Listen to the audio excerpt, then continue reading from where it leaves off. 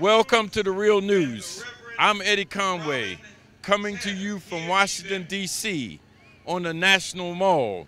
This is the Poor People's Campaign National Organization protest and rally in front of the Capitol.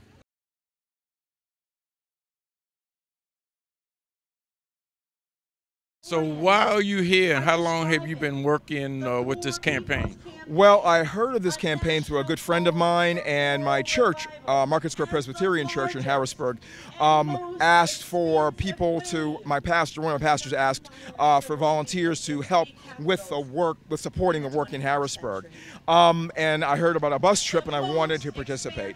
It's important to me to find a way to bridge the gap between people of color who are poor and people who are not of color who are also poor. I feel our country, there are forces in our country right now that are pitting those groups against each other, and it's foolish and crazy.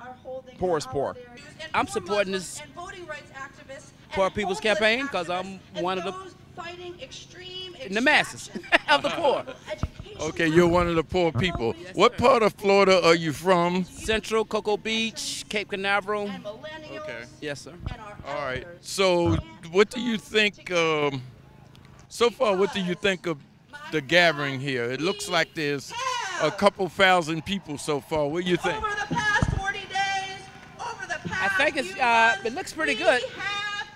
They got it pretty organized. 40 states across this country building the Poor People's Campaign. This is the first one I've been to. I'm not out of the city, so I thought I'd just come and support them. Okay, so you haven't been involved back in Florida in this campaign as they were building it? Okay.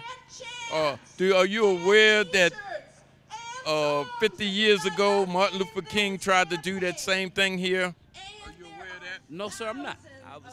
50 years ago, I probably was 3. You were 3 50 years ago, okay. America freed the slaves in 1863 through the Emancipation Proclamation of Abraham Lincoln, but gave the slaves no land or nothing in reality, and as a matter of fact, to get started on.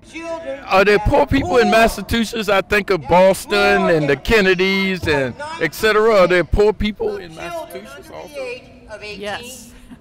No, it's housing is probably the thing that's making people poor at the fastest rate right now. We have investors coming in and buying up the housing stock that used to be for working people, 2 families, 3 families. Now they're being snatched up, and the new housing is all luxury condos. So, yeah, it's... So it's gentrification? Yes, oh yeah, very much so. Yeah. Okay. On steroids. Porque nós também fazemos parte de movimento social e nós gostaríamos de estar aqui dando apoio a esse povo que todos nós temos uma luta igual. Estamos aqui lutando por igualdade, por justiça para todos. Estamos aqui para isso. I know there's a strong movement down in Brazil, initially behind Lula and then behind Dilma, and there's a struggle down there. Is it possible to connect that struggle with this one? Sim, com certeza. Pode haver essa união, porque a luta é uma só. I'm here with Danny Glover. Danny, why are you here? I'm here in supporting this extraordinary revival, moral revival around poor people. It becomes clear and clear that even poor people and the working poor, workers themselves, are under siege in this country right here. And ordinary citizens under siege. And we got to stand up right now. It has to be a sustainable movement. It has to be continuous movement. And it is for justice and reviving, saving the soul of this country. This is what this is about. I'm here to say that the war economy is immoral, deeply. We are the wealthiest nation in the history of the world, and yet we are pouring 53% of our discretionary income into death and destruction, the preservation of empire, and only 15% of our spending goes to preserving a social safety net, what little lasts. This is deeply appalling, and I'm here because I don't want my taxes going to prop this up. And by the way, I would be here no matter who is president, Democrat, Republican.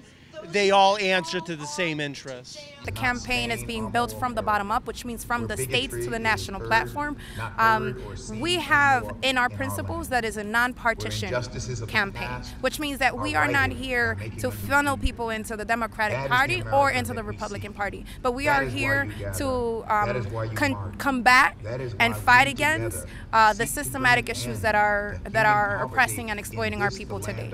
And what happens after this launch, what happens after this 40 days is something that the states will need to be able to resolve, and it's something that will hopefully be announced in the fall. I think that now that we have completed the 40 days, folks are being called to reconvene and be in conversation in their states, coordinating what may be people's assemblies to be in conversation about what's next in the different states and get to a space where nationally we could have conversations about what agenda we are pushing together.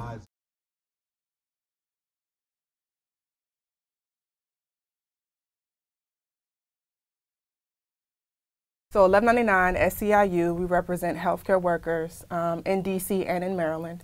And so in the District of Columbia, we're currently in a contract fight with the George Washington University Hospital. We've been negotiating, in negotiations with them for over a year now. Management just refuses to negotiate in good faith. They're intimidating the workers inside and outside of the facility. I'm a cook at George Washington University Hospital, and I'm a marshal for this upcoming rally. Okay, now it's my understanding that they are refusing to sign the contract for the union people?